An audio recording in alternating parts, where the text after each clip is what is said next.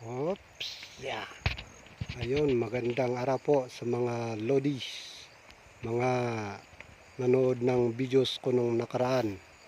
Ayan uli po, mag-update po tayo uli. Update po tayo dun sa, kung natatandaan ninyo yung nilinisan nating sayuti nung nakaraang isang buwan na yata. Hindi ko na matandaan. Ngayon, update naman po tayo ngayon kung ano ng resulta nung tinira ng bagyong si Pipito. Halos nawala na ng dahon. Ngayon, update po tayo ngayon. Ito na siya ngayon, yung sayuti nung nakaraang isang buwan na. Ito. Tara.